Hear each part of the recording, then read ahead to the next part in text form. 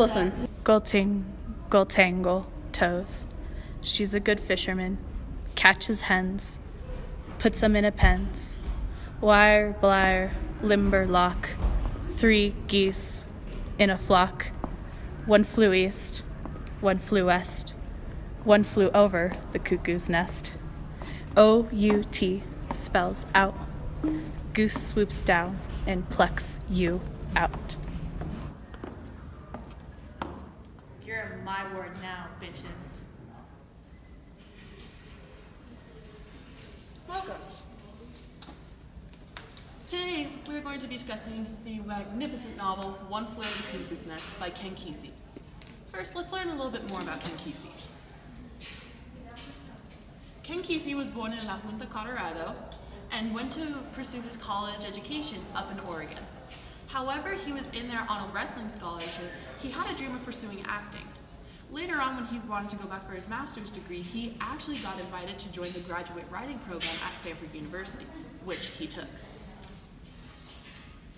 While in college, he did participate in the United States Army's experiment with the influx of hallucinogenic drugs such as LSD and acid, which he used recreationally. This sort of counterculture within the 60s really formed his perspective inside the book One Flew Over the Cuckoo's Nest. Because of his altered descriptions of the machinery inside the walls, the way the patients saw reality, that's what made it different from all the other books published during this time period. His main focus throughout this novel was to really expose the abuses of structured government systems against oppressing the individual, which led him to having multiple questions asked inside this book. One key one: are we all truly sane, or are we all insane? To begin, after the author, we go more into describing more of the story. One Flew Over the Cuckoo's Nest was written in 1959, but published in 1962. This connection between the Beat generation and the counterculture really influenced the structure and themes of the novel. With the fluctuation between the two decades, we also had an anti-psychiatry movement, which had people fighting against the more confined, very totalitarian structures of psychiatric wards, and led them to a more deinstitutionalization, which means they put people who are in the mental ward into more mental health communities. That way they can all interact with each other and feel like human beings. Time period as well, we also have a massive opposition to communism and totalitarian government structures. With this, Ken Kesey greatly implemented into this book to make sure we focused more on the individual and less on what's oppressing them. Let's dive deeper into the book, to the actual plot. In the beginning of the book, the patients are described as being acutes and chronics. Chronics are people that have to stay within the ward for the rest of their lives. Some of them are committed, some of them aren't, but they're there for a certain reason. The acutes are there under protection and jurisdiction. Some of them are committed, however, their conditions aren't as severe as the chronics. Turn. This is demeaning. You're treating us like filthy animals. Turn or you're getting sent to the chair. The novel is narrated by Chief Bromden, who pretends to be deaf and dumb in order to conceal within himself, but also to have his own sense of reality.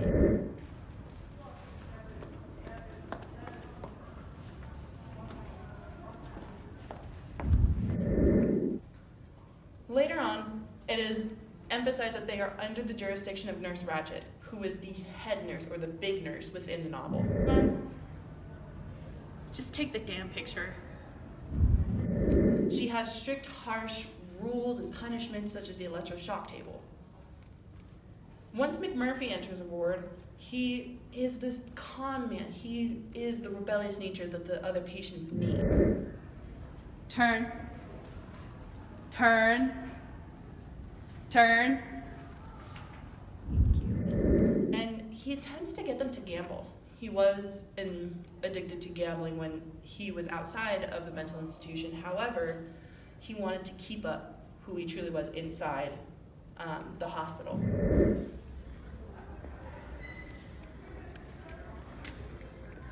Oh yeah?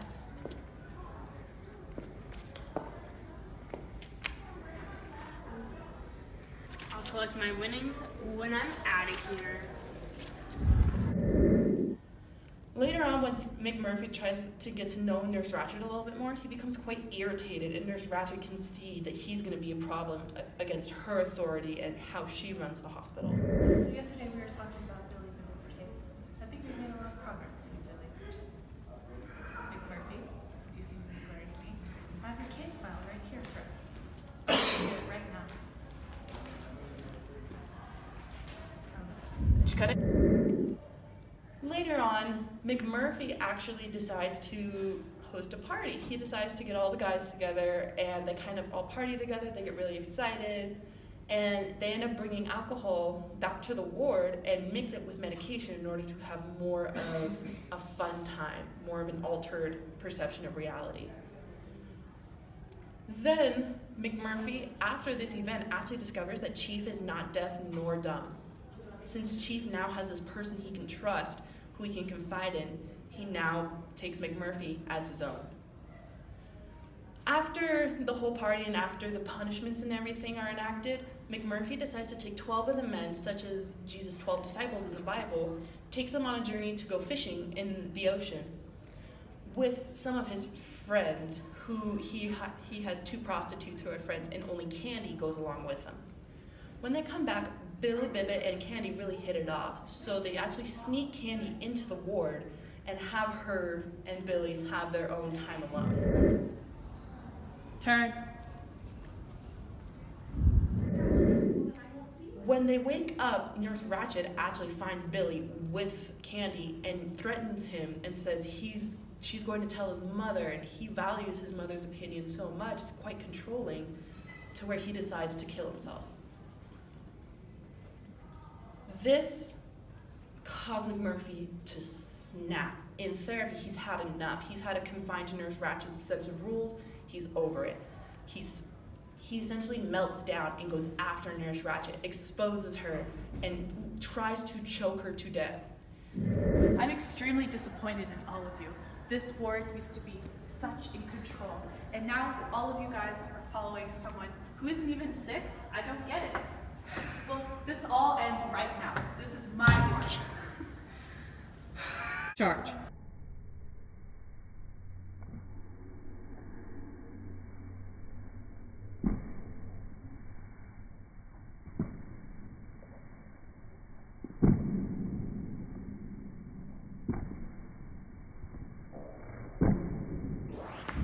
He's eventually pulled off her and is actually sent up to the disturb ward. Finally, once Nurse Ratched is healthy and is ready to go, she can't talk as much, but she's able to still move around. McMurphy is sent to be lobotomized. He essentially becomes what they call in the book a vegetable, where he can't move, he can't do anything. This could have been prevented.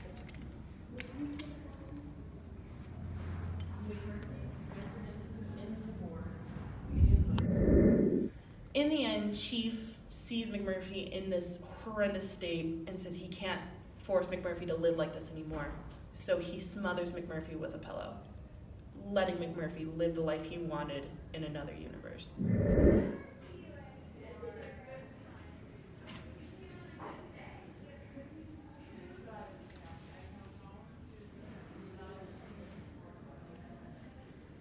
sorry.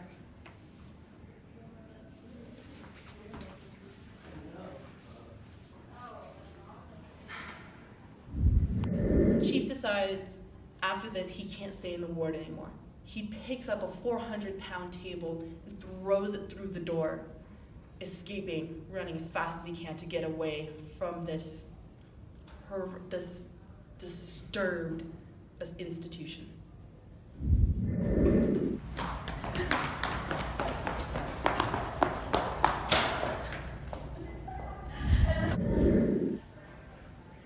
A pivotal idea in this book are the motifs and symbols within the text. Starting off, you have the fog that's present throughout the whole entire book, where Chief feels some sense of comfort within it. The fog can represent when they take their medication and they're really distorted, their reality just doesn't seem correct, it's just weird. Then the fog later on becomes Chief's sanctuary. He's able to conceal from reality and be able to be himself instead of having to pretend to be deaf, pretend to be dumb, to be able to just be himself. The fog lets him do that. Later on, when they actually introduce the electroshock therapy table, it's in actually the shape of a cross, similar to the crucifixion of Jesus Christ. Later on, McMurphy is actually described as a Christ figure with his white boxers and with the whales on them, symbolizing the connection to Moby Dick, how also McMurphy represents an abnormal Christ figure. At the end of the book, when McMurphy is lobotomized, his sense of originality and appearance, personality is taken away. That lobotomy took away McMurphy's individuality. It forced him to conform to the totalitarian structure, to conform to be a true citizen. He truly was the abnormal Christ figure. He was the individual, and all he wanted was for the rest of the patients to be an individual too. Sup y'all, it's Nurse Ratchet here again, because we just realized that Chief is deaf and dumb, so it's probably dumb for him to be narrating anything. So I'm here to talk to you about what the meaning of our ward is. So you heard me earlier singing a little children's nursery rhyme, and it's called One Flew Over the Cuckoo's Nest. And I really like this children's nursery rhyme a lot because it talks about freedom and confinement, just like we have those kinds of issues a lot in our ward. So during the time of our book, the United States was fighting against conformity of the rest of the world, and Randall Patrick McMurphy clearly goes against all of these ideals. He clearly supports the rebellion, which is very infuriating to me. People say I have a lot of power in this ward. I use it to manipulate my patients according to them. And what I do, I do it just to make sure things are fast and efficient. That's all I want to do. But people say that in this book, I am repressing man's natural instinct. People say that this is thematically important because they often connect us nurses to the image of mechanical imagery. So they connect us to descriptions of mechanical imagery. They always talk about their descriptions of treatments, and the patients are more connected to the natural world when they're not on them. Chief Bromman often hears his fog machine. But when I started to be bullied by McMurphy, all of a sudden the fog machine stopped.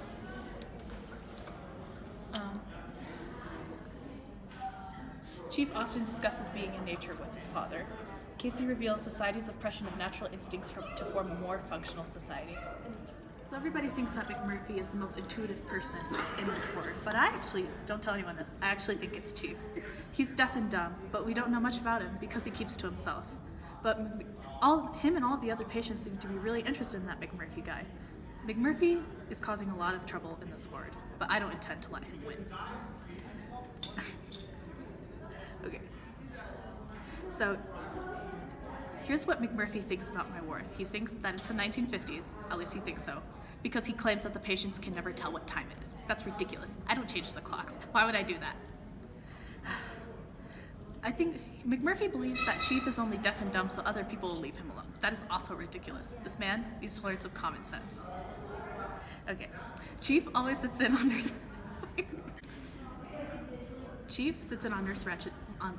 Damn it. So Chief sits in on my meetings, and he thinks that I control every aspect of our lives. He never talks, but I can tell that he thinks that. But, you know, patients have a lot of free will in here. They can go to the day room or their dorms.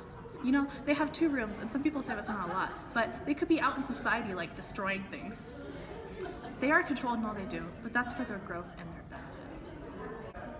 There's many important language devices that shape the overall mood and tone of One Flew Over the Cuckoo's Nest. All of the patients use informal language in between each other.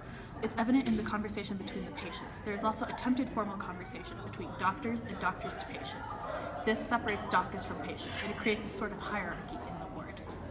There's an extensive use of metaphors and allusions. A metaphor, there's a patient satirical conversation, almost like they are treated like animals. There's an allusion to the psychiatric ward works like a well-oiled machine. Chief Bromman uses this quite a bit. There's descriptive imagery and sensory experiences of the well-oiled machine, the combine, and how this relates to me and the other staff, because we keep the patients in the machine, according to him.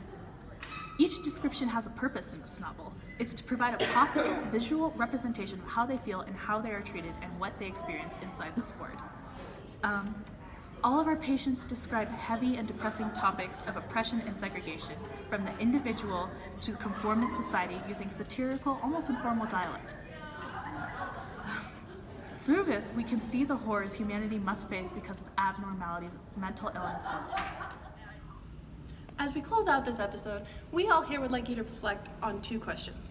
The first one, will oppressing the individual actually solve anything? And are we all truly mad? See you next time.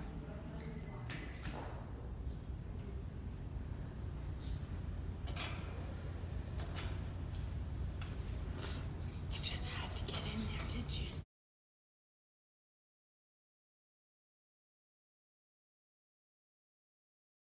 Go. Shut up. Shut up. Oh, you guys are recording as a blue. Oh, Okay.